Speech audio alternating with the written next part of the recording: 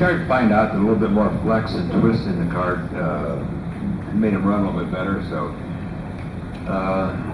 we put some hind joints down there and some rubber bushes in between the two pieces, and it appeared to us to work, and so that's what we did. Although it did get away from everything welded solid with the higher horsepower engines and the more vibration. We used to crack frames occasionally, and we'd hear about it, of course. And so this helped solve the problem of breaking frames. At the same time, we think we ended up with a better handling kart.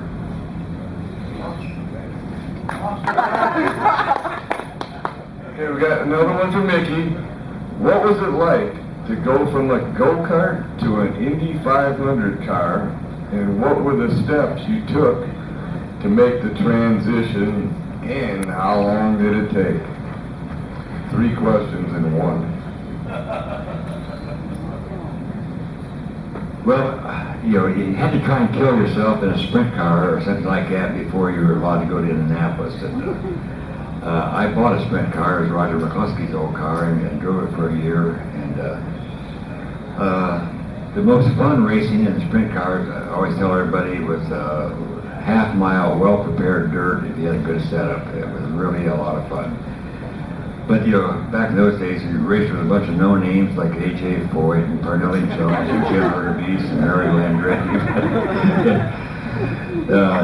It was a lot of fun, and then a fellow named Chapman, who owned the 23 car, it was a Roadster of Arizona, asked me to drive it over at Trenton, and I was doing really good until Andretti blew an engine right in front of me, and I hit his oil, and I slid up against the guardrail and split the tank.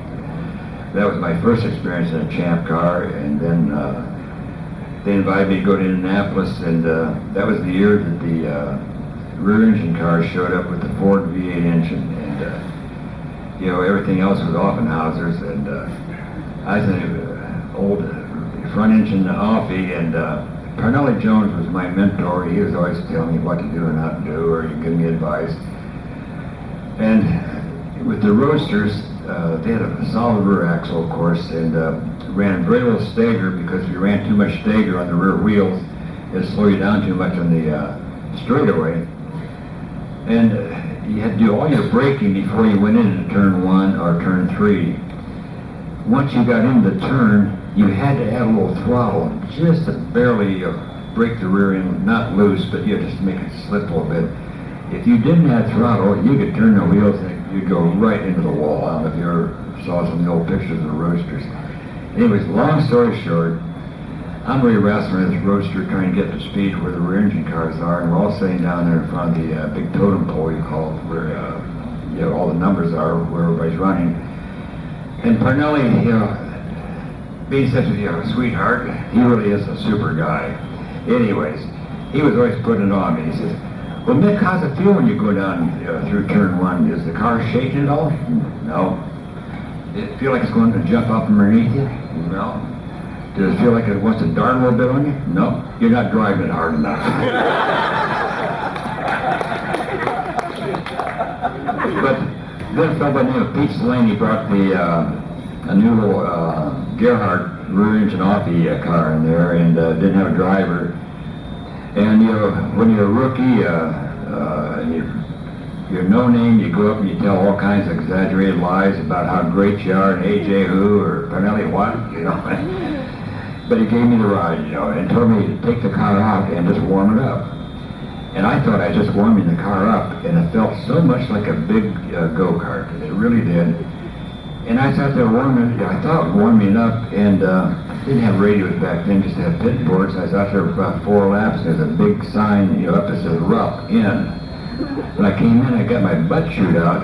I was going faster, just pulling around that thing, and I was working my tail off in that old Roadster. So he gave me the ride, and it's probably one of the most fun rides I ever had. It was a lot of fun until we had about 20 laps to go. We were running really strong up and forth, catching Andretti.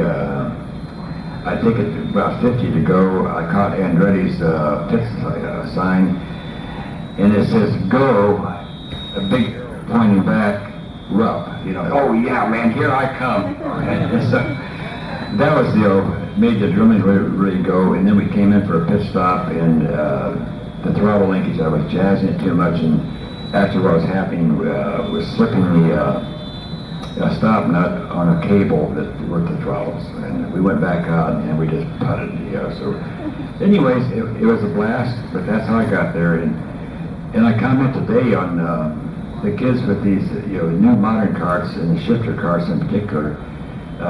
Those things are a handful. I've got a grandson that driving them, and he's doing quite well down in Florida. But I can see where that is definitely at the stepping stone for either Formula One or Indianapolis or someplace, particularly Formula One. There's a lot of South Americans down there in South Florida that have full pit crews, 24 engines, and they are, you're confident that they'll be, you know, the next, you know, Formula One driver. But I think karting has done terrific things for so many of our famous racers today. I look at NASCAR, you know, Jeff Gordon, Jimmy Johnson, Tony Stewart. Those guys all started out in karts, end up in sprinters and things like that. And you know, I think karting is the greatest stepping stone for anybody who wants to be a race car driver. Period.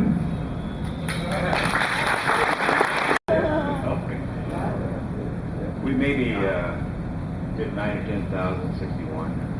Wow. How about snowmobiles? What was your best year there? 72.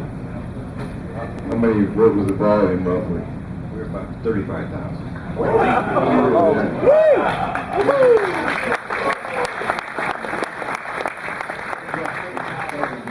At this my hand, I want to thank Mark, you know, for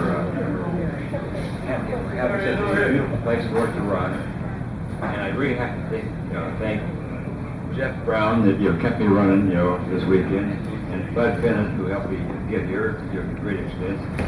And of course, you know, the Bush Stewart and Jimmy Walters were right next door and put my cart back together and helped us out. But first time I've sent a cart in 37 years, had a blast out there. Probably jerky as an old get out, but I want to tell you, it was fun. Look forward to maybe coming back again. If I get sane, don't lose my insanity, you know. I think I told my wife Jean, I said a couple times, I said, Sweet, you know, 37 years ago, I said, I'm not going to sit around a hot pit in this dusty whole atmosphere and ever do this again. I said, what the heck are we doing here? But I had a blast. Some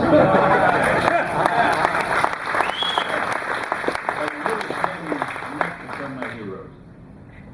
Duffy, I have to tell a story on Duffy. And I accused him, and it's the truth. I said, if it weren't for Duffy, I wouldn't be here. And the reason for that is, the summer of '58, I was driving a bulldozer. And a fellow showed up with a go-kart that he had purchased, you know, that his uncle put together for him. And so I called out to Azusa, California, and got a hold of Bill Rolls, which was, you know, Duffy's partner. And I said, I'd like to, you know, buy some of it, become a dealer. He said, well, if you buy 3, you could be a dealer. And they were kids at that time, and of course, there's 3 of us boys in the family. They were all, my brothers were older. And our German dad would insist that we all learn how to weld, you know, run machinery and stuff. So, other than driving the bulldozer on weekends, I could, you know, weld up the cart and paint it and get an extra $50 over the price of, you know, a kit.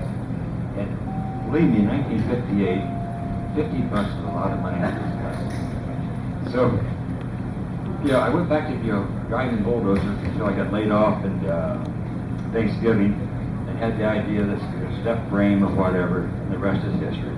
It's been a great ride. I've met a lot of wonderful people. I really enjoyed being here, and thank you all for putting up with me. Thank you.